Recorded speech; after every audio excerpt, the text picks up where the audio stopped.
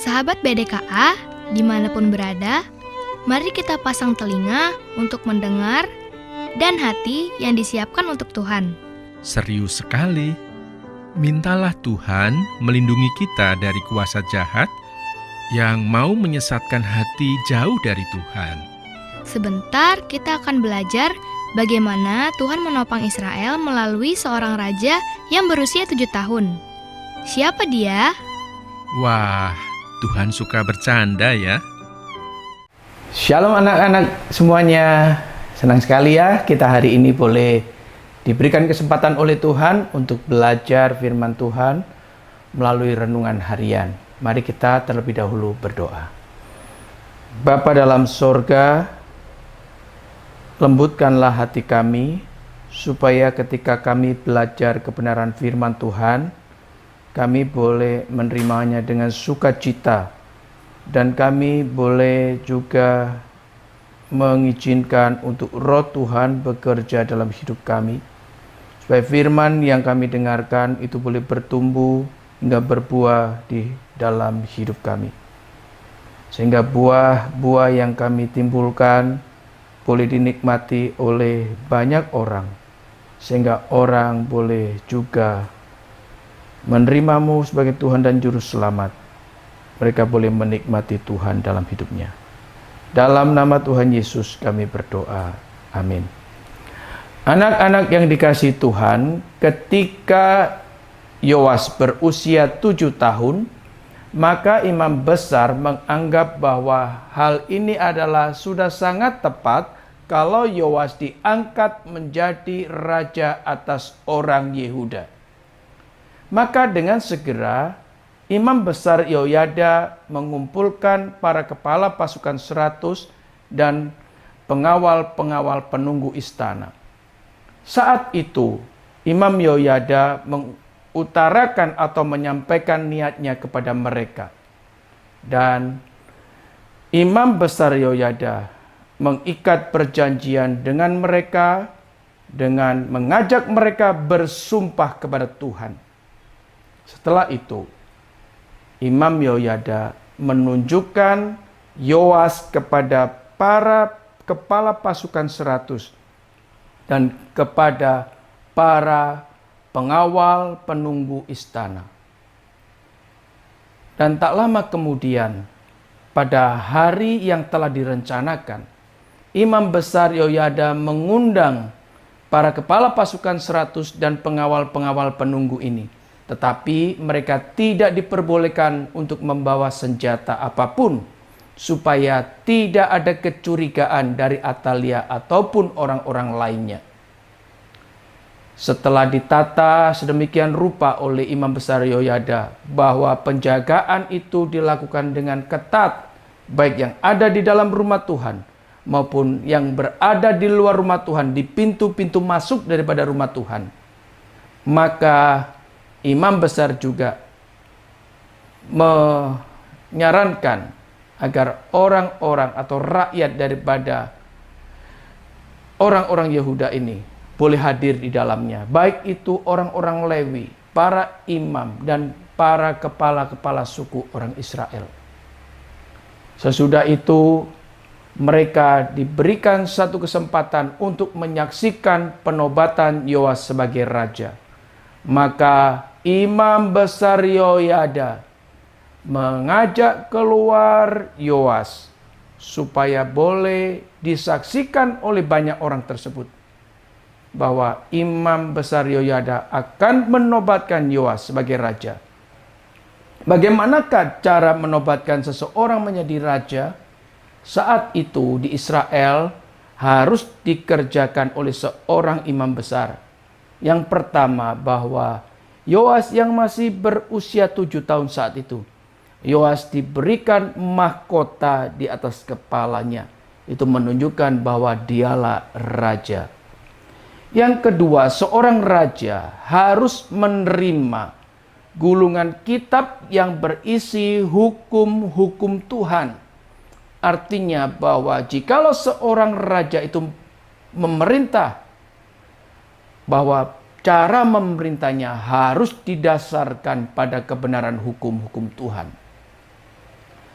Yang ketiga, bahwa seorang raja itu boleh dikatakan sah untuk memerintah, untuk menjalankan tugas ketika raja itu sudah diurapi dengan minyak oleh seorang imam besar.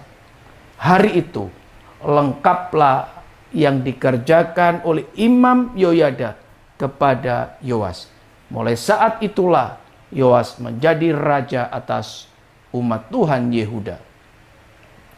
Dan ketika semua ritual itu atau semua tata cara upacara itu sudah dilangsungkan, maka seluruh rakyat yang hadir, termasuk kepala pasukan 100, para pengawal penunggu itu meneriakkan, "Hiduplah raja!"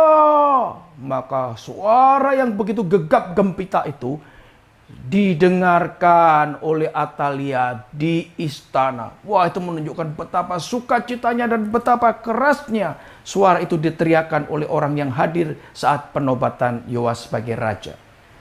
Atalia yang mendengar seruan itu menjadi heran. Ini ada seruan apa? Ada teriakan apa? Maka Atalia segera berlari mencari dari manakah datangnya suara tersebut. Ternyata suara tersebut datang dari rumah Tuhan. Maka dengan segera Atalia menerobos masuk untuk melihat apa sebenarnya yang saat itu sedang terjadi. Betapa terkejutnya Atalia ketika melihat Yoas yang saat itu sudah dinobatkan menjadi raja. Maka Atalia mengoyakkan pakaiannya dan meneriakkan, "Kianat, kianat!" Apa kianat itu? Kalian sering kali mendengar kata kianat, bukan? Kianat artinya telah berubah setia. Atalia merasa bahwa orang yang begitu banyak, kepala pasukan 100, para pengawal penunggu istana, serta rakyat Yehuda telah tidak lagi setia kepada Atalia, tetapi telah setia kepada Yoas sebagai raja yang baru dinobatkan. Tetapi Imam Yoyada berseru, "Tangkap Atalia, bawa keluar. Siapa yang memihak kepada Atalia, bunuh dengan pedang." Anak-anak yang dikasihi Tuhan, saat itu Atalia segera ditangkap dan dibawa keluar dari rumah Tuhan. Karena Imam Yoyada tidak memperbolehkan Atalia dibunuh di dalam rumah Tuhan. Ketika Atalia masuk ke dalam istana melalui pintu di mana biasa kuda lewat, disitulah Atalia dibunuh. Anak-anak yang dikasihi Tuhan, setelah Atalia dibunuh, maka Imam Besar Yoyada mengikat perjanjian antara Tuhan dengan raja, yaitu Yoas, dan rakyatnya, antara raja dengan rakyatnya, untuk menjadi umat Tuhan. Artinya bahwa seluruh orang-orang Yehuda mulai mengabdikan dirinya kepada Tuhan. Saat itu sebagai satu bukti mereka melakukan tindakan nyata bahwa mereka mau mengabdi kepada Tuhan adalah dengan cara merobohkan rumah Baal sebagai tempat menyembah Baal. Maka mesbah-mesbah untuk mempersembahkan kepada Baal semua dihancurkan. Patung-patung Baal pun dihancurkan. Tiang-tiang berhala semua dihancurkan. Maka saat itu seluruh orang Yehuda mulai mengabdikan dirinya menyembah kembali kepada Tuhan. Betapa bersukacitanya mereka karena mereka boleh kembali berrelasi dengan Tuhan atau berhubungan dengan Tuhan kembali dengan indah. Anak-anak yang dikasihi Tuhan, saya berharap apa yang dilakukan oleh Yoyada sebagai imam besar kepada Yoas yang masih kecil, yaitu mengajarnya, mendidiknya dengan hukum-hukum Tuhan, maka ada dan alangkah indahnya jikalau orang tua kalian juga mengajarkan hukum-hukum Tuhan yang saat ini sudah dibukukan di dalam Alkitab kepada kalian yang masih kecil. Supaya kalian dari kecil boleh hidup takut akan Tuhan, menjadi abdi-abdi Allah bukan saat ini saja, tetapi sepanjang umur hidupmu. Itu yang menjadi harapan saya sebagai orang yang mengajarkan renungan firman Tuhan hari ini. Dan satu keajaiban yang terjadi pada hari itu ketika penobatan Raja Yoas adalah bahwa tidak terjadi perang saudara. Tidak terjadi pertumpahan darah antara saudara dengan saudara. Ini menunjukkan bahwa semua itu di dalam pengaturan kedaulatan Tuhan. Dengan kata lain, bahwa Tuhanlah yang mau semuanya ini terjadi. Disitulah kita boleh melihat bahwa rencana Tuhan tidak ada satupun manusia yang mampu menggagalkannya. Amin. Mari kita sama-sama tundukkan kepala dan kita berdoa. Bapa dalam sorga, kami bersyukur dan berterima kasih kalau hari ini kami boleh melihat melalui cerita firman Tuhan betapa ajaibnya pengaturan Tuhan di dalam seluruh rangkaian peristiwa sejarah yang terjadi. Tuhan, ajarkanlah kepada kami juga menjadi seperti Yoas yang dari kecil mau dididik, mau dibimbing, mau diarahkan dengan hukum-hukum Tuhan. Yang saat ini ada di rumah kami, yaitu Alkitab yang sudah dibukukan.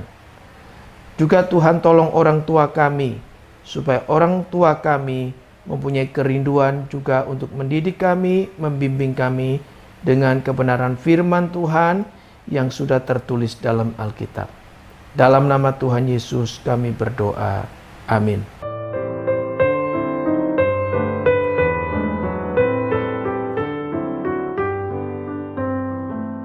Kita semua harus muak, jengkel, dan greget terhadap dosa. Jangan lewatkan itu. Tuhan tidak murahan. Bersama Imam Yoyada, mari kita merobohkan rumah Baal, menghancurkan mezbah dan patung Baal. Loh, Kela nggak punya Baal atau berhala? Berhala adalah sesuatu yang kita cintai lebih daripada Tuhan. Kalau itu banyak sekali. Yuk kita bersihkan hati dengan firman-Nya dari 2 Raja-Raja 12 ayat 1 sampai 16 dan 2 Tawarik 24 ayat 1 sampai 14. Sampai besok.